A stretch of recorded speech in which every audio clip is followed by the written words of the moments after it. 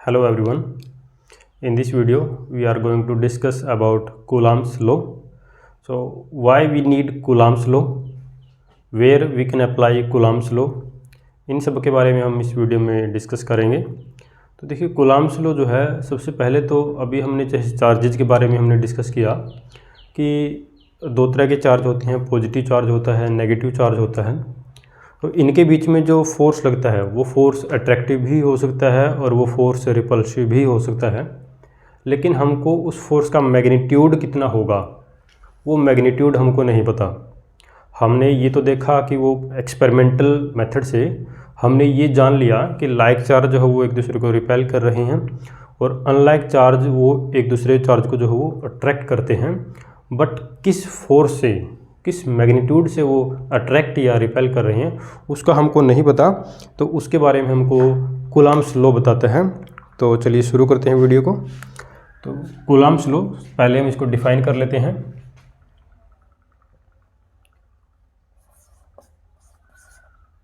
According to this law, the force between two point charges, the force between two point charges, देखो यहाँ पे मैंने लिखा है पॉइंट चार्जेज। और पॉइंट चार्जेज जो है ये हम यहाँ पर पॉइंट चार्जेज ही मैंने क्यों लिखा, मैथमेटिकली प्रॉब्लम को सिंप्लीफाई करने के लिए, आसान बनाने के लिए हम जो चार्ज पार्टिकल है उसका जो साइज़ है उसको हम पॉइंट ऑब्जेक्ट की तरह ट्रीट करते हैं, ताकि हमको जो चार्ज पार्टिकल है वो पार्टिकल के साइज़ का यहाँ पे कोई, उसकी वजह से हमारा जो कैलकुलेशन है, हमारा जो फॉर्मूला है उसमें कोई चेंज न आए। थोड़ा और डिस्कस करेंगे इसके बारे में अभी आगे, पॉइंट चार्जेज क्या है। According to this law, the force between 2 point charges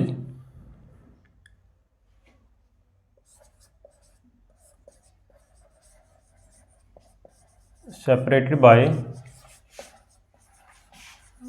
some distance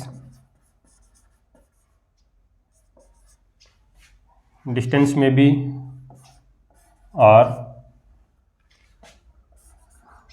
is directly proportional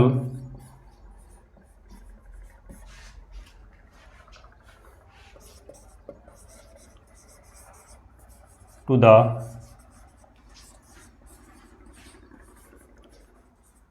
product of the charges,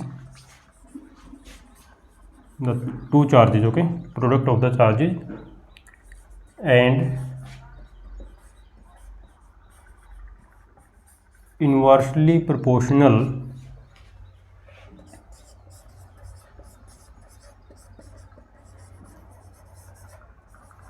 to the square of the distance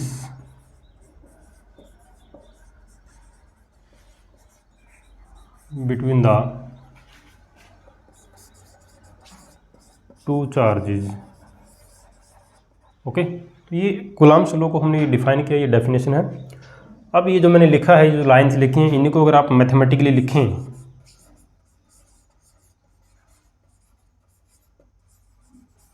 mathematically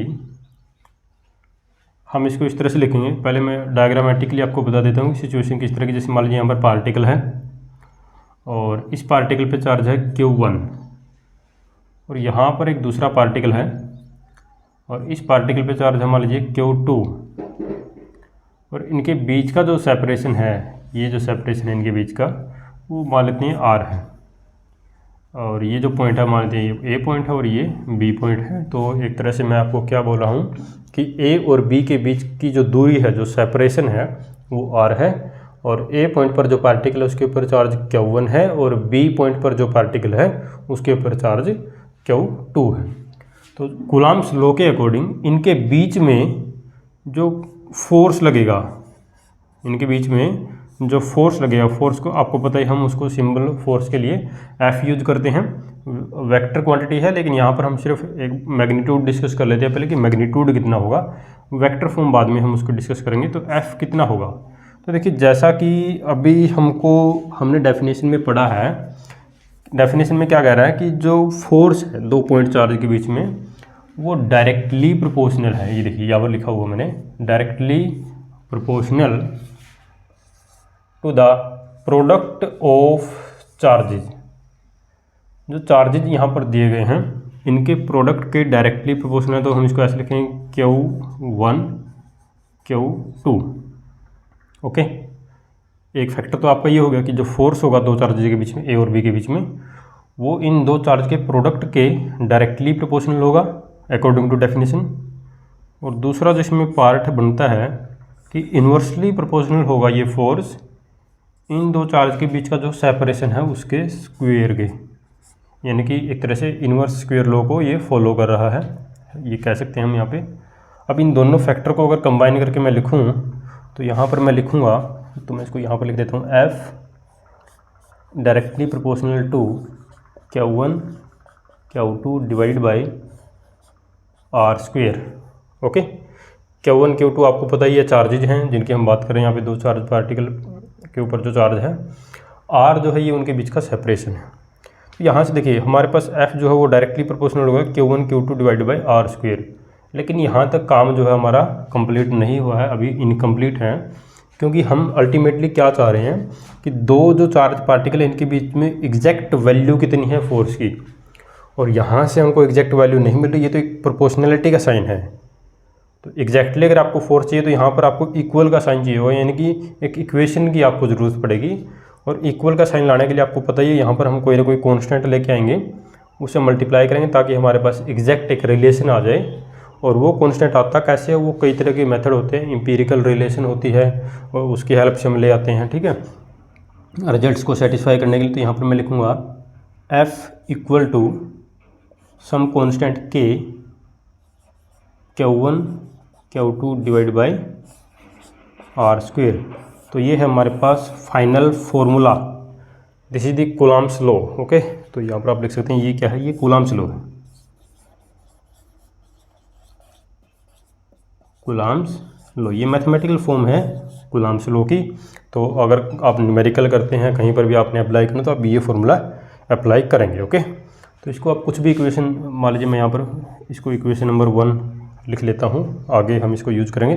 this is equation number 1, ठीक है। अब देखिए equation number 1 में जो quantity हम use कर रहे हैं आपको पता होना चाहिए कि वो क्या डिनोट कर रही है। F डिनोट कर रहा है फोर्स को, Q1 डिनोट कर रहा है charge on particle at point A, Q2 denote कर रहा है charge on particle at point B, R is the separation between the two charge particles and what is K। तो यहाँ पर उसके बारे में बताते हैं। K जो है इसको हम बोलते हैं this is force constant, force constant.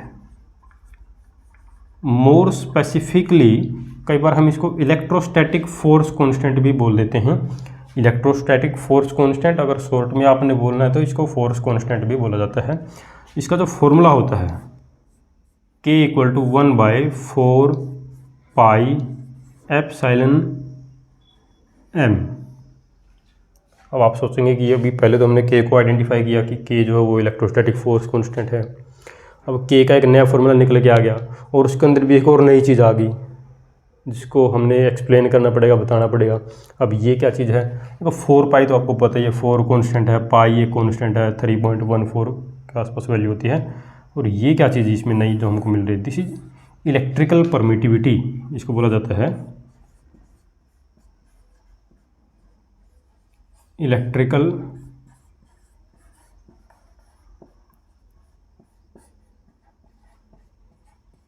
Permittivity of medium, electrical permittivity of, M stands for medium, M लिखा ना मैंने यहाँ पे सब्सक्रिप्ट में नीचे छोटा सा M लिखा हुआ है, ये मीडियम के लिए है। इलेक्ट्रिकल परमिटिविटी है मीडियम की। इलेक्ट्रिकल परमिटिविटी का मतलब क्या होता है, किसी मीडियम की इलेक्ट्रिकल परमिटिविटी जो है हमको क्या बताती है, वो हमको बताती है कि उस मीडियम में क्या करो, जो इलेक्ट्रिक फील्ड है, इलेक्ट्रिक फील्ड का जो इफेक्ट है वो कितना वो मीडियम उसको अलो करता है, कितना उसको परमिट करता है। अलग अलग मीडियम के लिए वैल्यू अलग अलग होती है। जैसे मान लीजिए वैक्यूम के लिए जो वैल्यू होती है वो 1 के आसपास होती है, एग्जैक्टली वैल्यू 1 होती है। एयर के लिए जो वैल्यू होगी वो भी वैक्यूम के बराबर ही होती है, मोस्टली 1 के आसपास ही रहेगी। वो आगे हम डिस्कस करने वाले हैं इसके बारे में। तो ये इलेक्ट्रिकल परमिटिविटी है मीडियम की, और ये मैंने लिखा फोर्स कांस्टेंट, तो ये इसका फॉर्मूला होता है। अब क्या है कि जैसे नॉर्मली अगर हम कूलम्ब्स लॉ लिखते हैं तो वहाँ पर आप देखोगे कि ज़्यादातर सीधा डायरेक्ट ही लिख देते हैं 1/4 पाई और एप्सिलॉन नॉट लिख देते हैं ज़्यादातर। और ये क्या चीज़ है, ये भी इलेक्ट्रिकल परमिटिविटी है और ये भी इलेक्ट्रिकल परमिटिविटी है, लेकिन ये इलेक्ट्रिकल परमिटिविटी है किसी मीडियम की और ये इलेक्ट्रिकल परमिटिविटी है फ्री स्पेस की, या फिर बोलोगे आप वैक्यूम की। तो यहाँ पर आप लिख सकते हैं इसको, ये क्या है, electrical permittivity of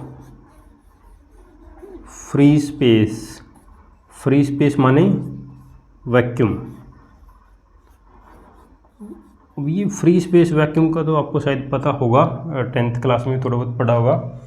free space क्या है, वैक्यूम क्या है, कि ऐसा स्पेस जहाँ पर कुछ नहीं है, जहाँ पर कोई मीडियम नहीं है, इवन वहाँ पर एयर भी नहीं है, उसको हम वैक्यूम बोलते हैं।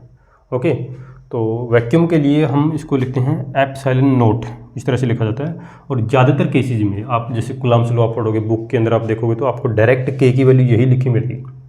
इसका मतलब ये हो गया कि अगर आपको कोई मीडियम नहीं दे रखा, इवन न्यूमेरिकल में भी आपने ऐसे करना है, आप न्यूमेरिकल्स को सोल्व करोगे, वहाँ पर अगर आपको कोई मीडियम के बारे में कोई इंस्ट्रक्शन नहीं है, कोई मीडियम के बारे में कुछ हिंट नहीं दे रखा, तो आप ऑटोमेटिकली इसको बाय डिफ़ॉल्ट जो है आप फ्री स्पेस के लिए ही आप इसको सोल्व करेंगे।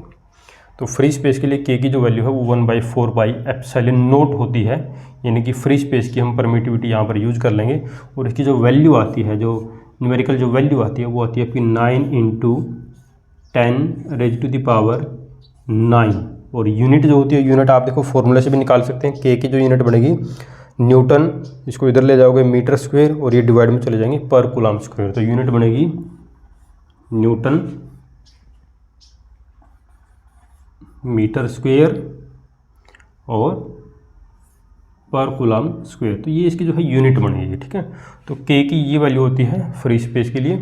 न्यूमेरिकल वगैरह में हमको सोल्व करना होगा तो डायरेक्ट ये वैल्यू उठा के वहाँ पे रखेंगे और हम न्यूमेरिकल को जो है वो सोल्व करेंगे। ठीक है, तो अभी हमने क्या करना है, थोड़ा सा देखो परमिटिविटी के बारे में थोड़ा और डिस्कस करेंगे, क्योंकि कई बार क्वेश्चन यहाँ से भी आ जाते हैं। जैसे हमसे कंपैरिजन ही पूछ लिया जाता है कि 2 पार्टिकल हैं, पहले उनको हमने एयर में रखा था, उनके बीच का सेपरेशन हम कुछ भी मान लेते हैं, वहाँ पे आर है। बाद में हमने क्या किया कि उन्हीं 2 पार्टिकल को, चार्ज पार्टिकल को उठा के हमने उनको मान लीजिए वाटर के अंदर रख दिया, तो मीडियम बदल गया। पहले मीडियम एयर था और अब जो मीडियम है वो वाटर हो गया। ठीक है, सेपरेशन सेम रखेंगे, चार्ज भी सेम रहेगा, मैग्नीट्यूड जो है चार्ज का, बस हमने क्या कर दिया, मीडियम को बदल दिया। और हमसे पूछ सकता है कि आप कंपेयर करो या रेशियो निकालो कि पहले फोर्स क्या था और अब फोर्स क्या है। तो इस तरह के क्वेश्चन आ सकते हैं। तो थोड़ा सा परमिटिविटी के बारे में थोड़ा सा और हम यहाँ पे डिस्कस कर लेते हैं। देखिए,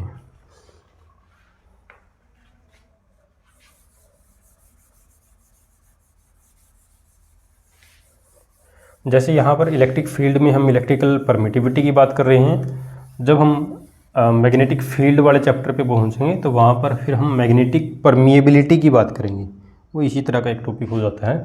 तो देखिए, ई एम मैंने लिखा इलेक्ट्रिकल परमिटिविटी ऑफ मीडियम, तो यहाँ से मैं शुरू करता हूँ। E M, this is electrical permittivity of medium. और पढ़ा क्या जाता है, इसको क्या बोलेंगे, इसको जैसे मान लीजिए पढ़ना कैसे है, इसको बोला जाता है